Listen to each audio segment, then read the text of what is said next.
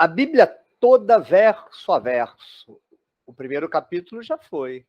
Gênesis 1 já foi. Agora estamos caminhando no segundo e no terceiro capítulos de Gênesis. Vamos pegar agora os versículos 15, 16 e 17. E vamos ver que surpresa nos aguarda. E tomou Yahvé Elohim, o Adão, e o colocou no jardim do Éden para trabalhá-lo e para guardá-lo. E ordenou Yahvé Elohim a Adão, ao homem, dizendo: de toda a árvore do jardim comerás, mas da árvore do conhecimento do que é bom e do que é mal, não comerás dela, pois no dia que tu comeres dela, morrerás. Vamos refletir? O jardim foi feito para que o homem trabalhasse nele. Há aqui ecos da tradição babilônica, porque na Babilônia, na qual durante muito tempo os sacerdotes lá permaneceram, esse era o objetivo da criação dos cabeça pretas. Era trabalharem para o rei. Esse Adão de Gênesis 2 é um cabeça preta, se eu assim posso me expressar. Ele foi criado para lavrar o solo, para trabalhar o solo. Ele não é o rei de Gênesis 1. Ele é um camponês. E se nós lembrarmos da definição de mito de Croato, mito é a realidade do horizonte de produção do próprio, projetada na forma de uma narrativa e invertida como um negativo. Então, se há um trabalhador da terra no mito, há um trabalhador da terra na realidade do mito, por trás do mito, no momento em que o mito está sendo produzido. Porque o mito não se produz a si mesmo, é alguém inventando o mito. E alguém inventa o mito, com isso inventando um lugar para o camponês. O camponês ou é por força de assim ter sido decidido pelo Criador. O mito determina o galho em que cada macaco deve se pôr. Mas o interessante é que sempre o melhor galho será do mitoplasta, de quem fabrica o galho. Aos fabricantes de mito sempre caberá o melhor galho. Posto, então, o homem trabalhador no seu posto de trabalho, o Jardim do Éden, a ele é dada uma ordem.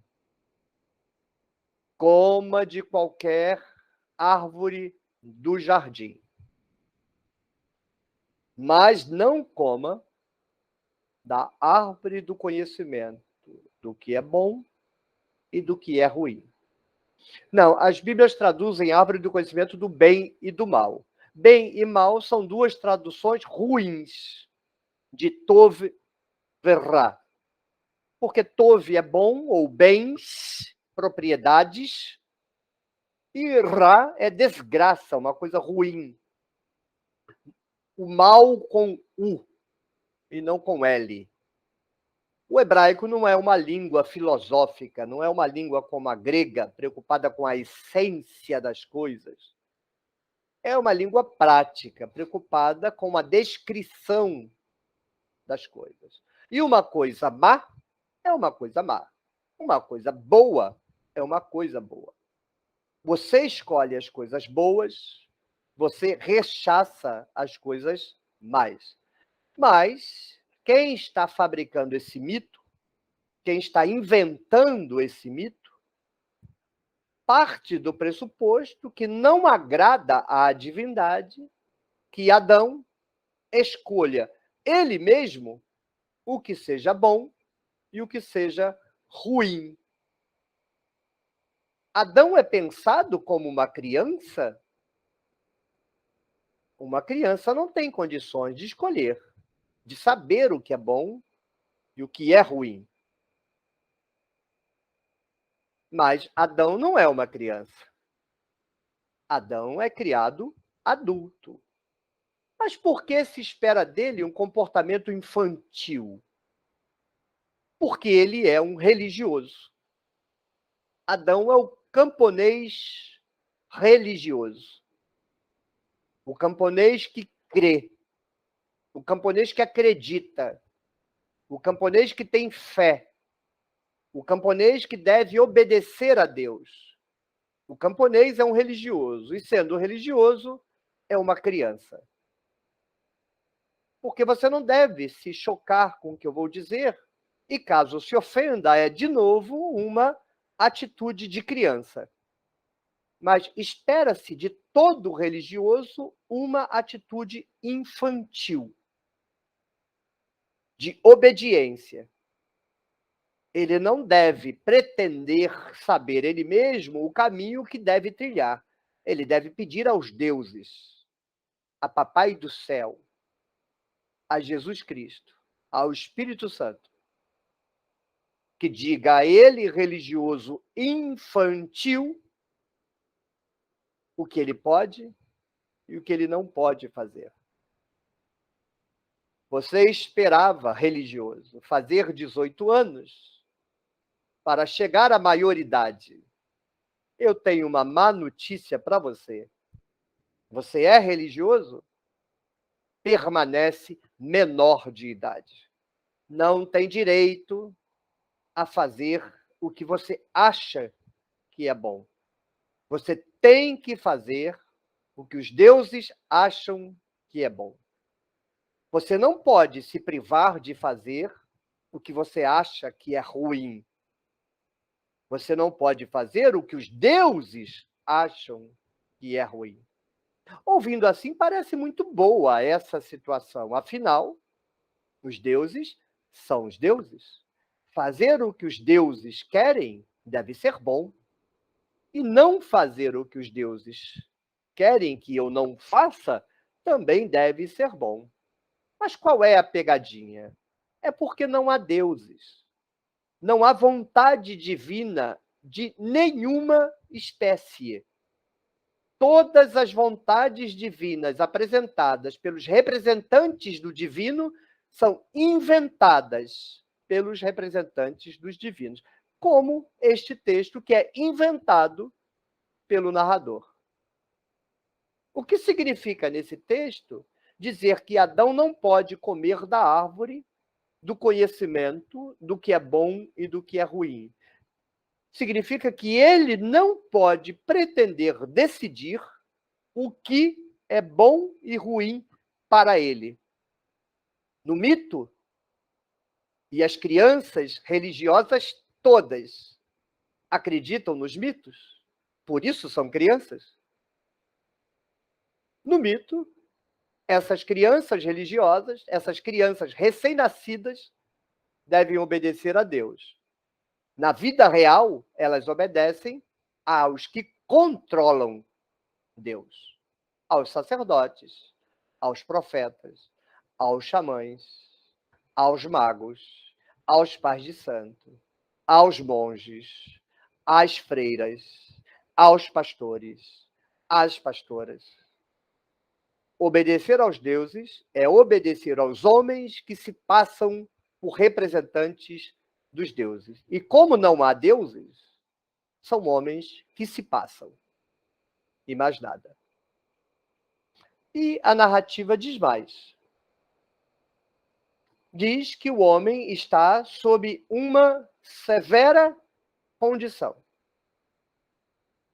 No dia em que ele comer da árvore do conhecimento, do que é bom e do que é ruim, No dia em que ele pretender, ele mesmo, escolher o que é bom e o que é ruim para ele, no dia em que ele deixar de achar que o que é bom para ele e o que é ruim para ele é o que a divindade diz que é bom para ele e é ruim para ele vai morrer. Não porque é um relógio da morte tiquetaqueando. Não. Não há relógio algum da morte tiquetaqueando. Ele será executado. Ele será sentenciado à morte e morrerá. No dia em que ele comer da árvore do conhecimento do que é bom e do que é ruim. Gravem isso. A construção hebraica é morrer, morrerás. E nós poderíamos traduzir pelo nosso famoso com certeza morrerás.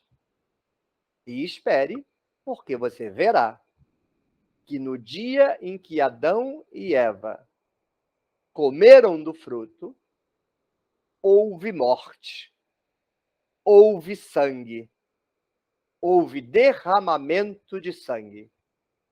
E é daí que Paulo, o sacerdote Paulo, extraiu a máxima indiscutível da teologia.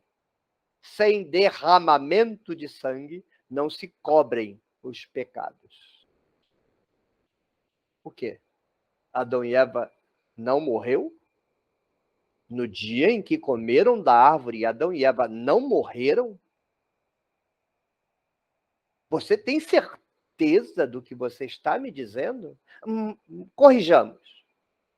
No dia em que Adão e Eva comeram da árvore, do fruto do conhecimento do bem e do mal, da árvore do conhecimento do que é bom e do que é ruim, eles não morreram? Não houve derramamento de sangue? Precisamos ver isso. Porque o texto é muito claro. No dia em que vocês comerem da árvore do conhecimento do que é bom e do que é ruim, com certeza vocês morrerão. Então, só pode acontecer uma coisa nessa narrativa. Vai ter morte. Vai ter derramamento de sangue. Vamos esperar para ver. Tchau, tchau.